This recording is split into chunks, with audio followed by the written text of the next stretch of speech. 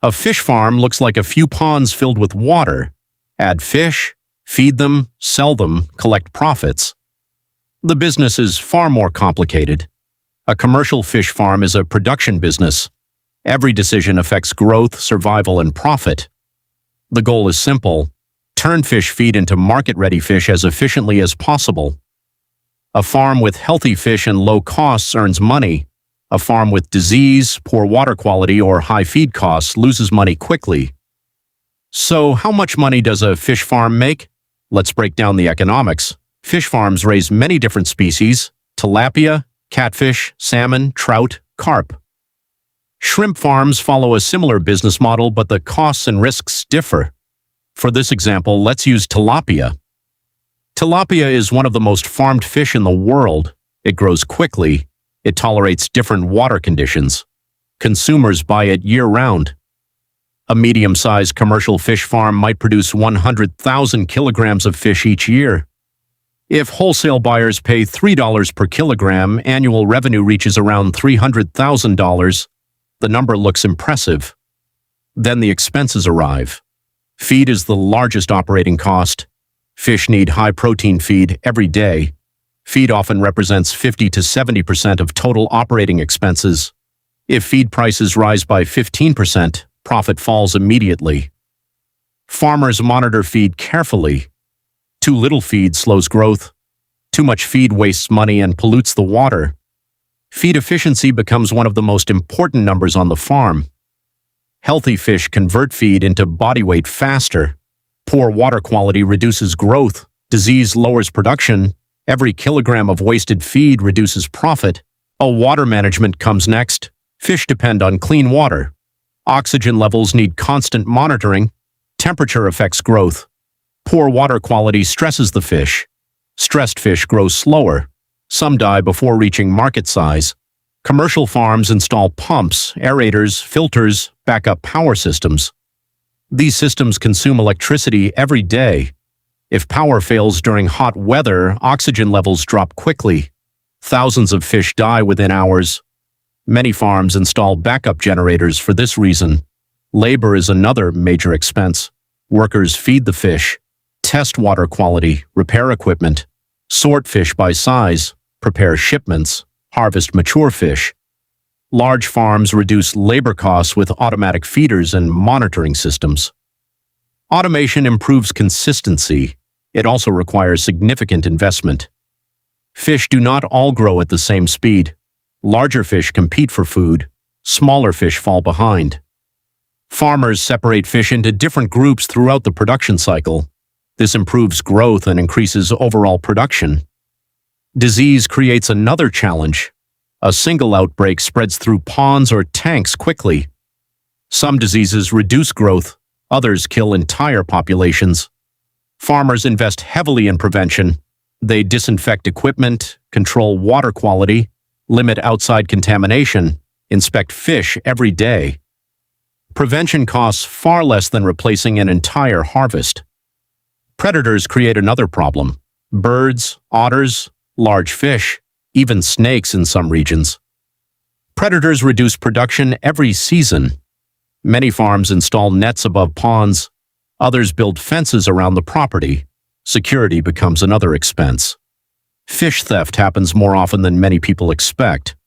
Large farms protect ponds with cameras, lighting, locked gates. Insurance adds another operating cost. Now let's talk about time. Fish farming requires patience. Tilapia often reach market size within 6 to 8 months. Some species take much longer. Salmon often require nearly 2 years before harvest. Longer production cycles tie up more money. The owner buys feed today. Revenue arrives months later. Cash flow becomes critical. Many farms depend on loans during production. Interest expenses reduce final profits. Market prices create another challenge. Fish farmers rarely control selling prices. Supply changes throughout the year. Imports affect local markets. Fuel prices influence transportation costs. Consumer demand changes. Restaurants buy less during slow periods. Supermarkets negotiate lower prices. The farmer accepts whatever the market offers. A profitable farm one year struggles the next.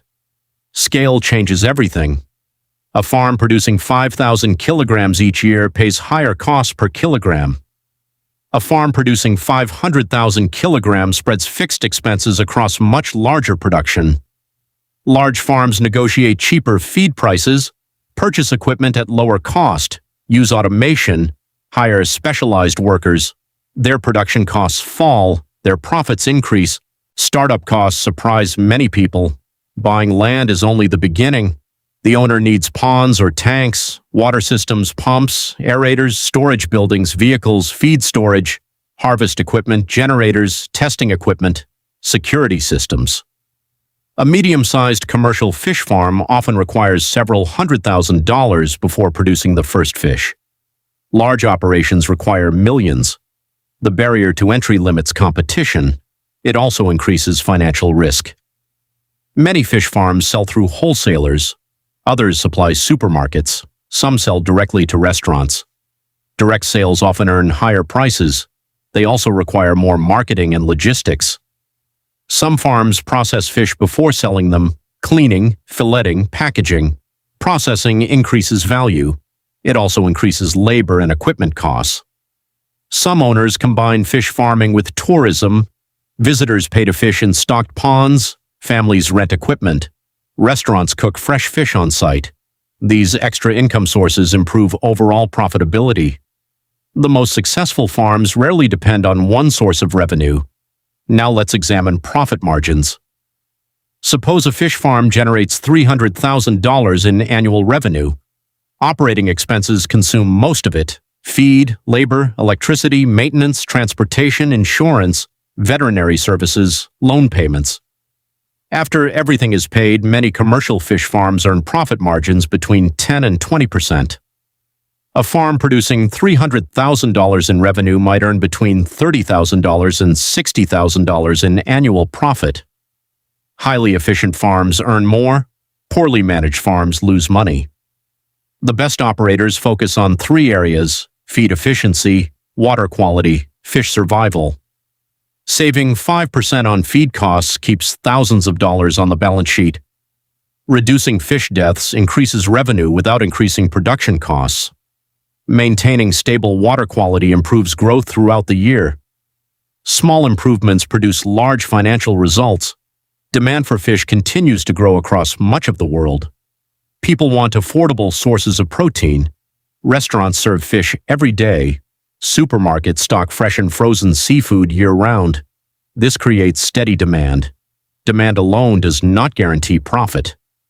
The farms with the lowest production costs stay competitive. The rest struggle when prices fall. So, is owning a fish farm a good business? The answer depends on management. Fish farming is not passive income. The fish need attention every day. Equipment needs maintenance. Water quality needs monitoring. Feed needs careful control. The business rewards discipline. It rewards efficiency. It rewards planning. The economics are simple. Feed goes in, fish come out. Profit depends on how efficiently a farmer turns one into the other.